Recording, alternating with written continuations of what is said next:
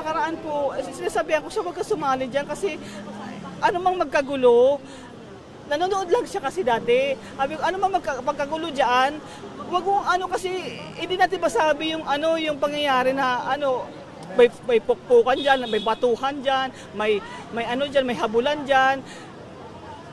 Tapos ano, ngayon nga ito mangyayari na to, hindi ko inaasahan na ganun nga. Hindi nagpaalam sa tita ko. So anong gagawin ko? Hindi ko alam kung nandyan ba siya o ano. Kasi parang nakita ko doon sa ano, parang sinaktan siya ng pulis eh.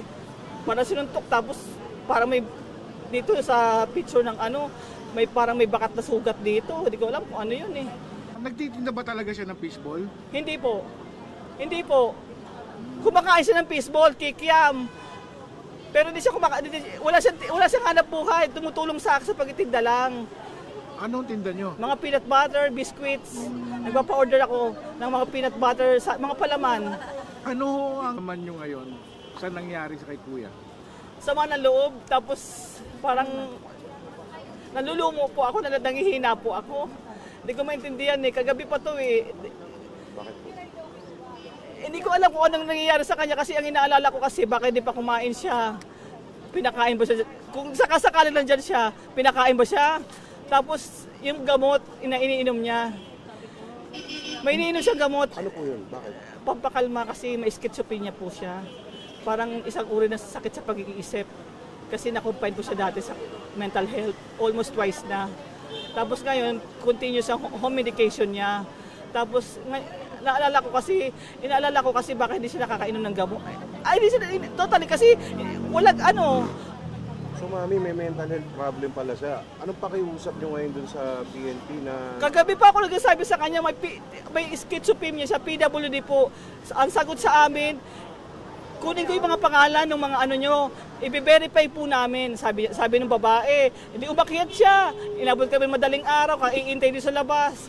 Tapos nung ano na, lumabas na siya galing doon sa loob. Sabi niya, mga minor de edad lang po ang inaano namin. Tapos yung mga maiedad na po, wala pa pong advice yung nasa taas namin. So anong gagawin namin? Nana, naiiyak ka. Bakit?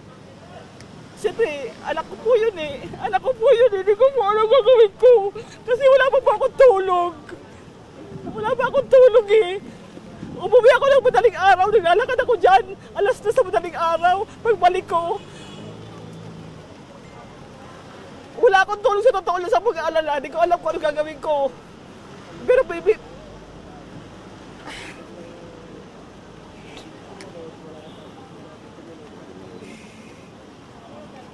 Baka may pakiusap ka na lang sa... pilit ko kinakalma loob ko kasi may mga kapitbahay kami nagtatanong kung anong status. Sabi ko, huwag yung muna akong kausapin, ayoko makipag-usap. Baka mami, meron kang pakiusap sa pamunuan ng PNP. Sana po, kung ano man po, gusto ko makausap yung anak ko harap-harapan. Tapos kung ano man po yung ano nyo sa batas. So, kasi PWD po yan eh. Ang akin po, kung ano man po, sana, kung ano, makalaya siya. Kung ano man din ang ano niya, yung bang tipong, ano ko, subaybayan ko rin. Kasi pag mga ganito, di ko alam kung anong gagawin ko. Nag-aalaga pa ako ng mother ko. Dalawang matanda pa, tita ko tsaka mother ko, inaalagaan ko sa bahay. So anong gagawin? Sobra po ang ano?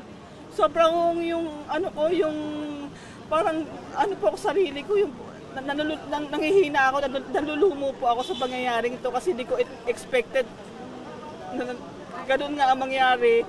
Tapos ngayon wala pa akong feedback kung ano ba yung ano nangyayari sa loob, kung nandyan pa siya, kung sakasakaling nandyan man siya sa loob, kung siya po ba'y nakakakain o pinapakain dyan sa loob. Tapos yung gamot nga niya. Nanay, ano siya nakakainom ng gamot? Nag-trigger po siya, tapos sumisigaw siya, kung ano na sinasabi, bisa nagmumura.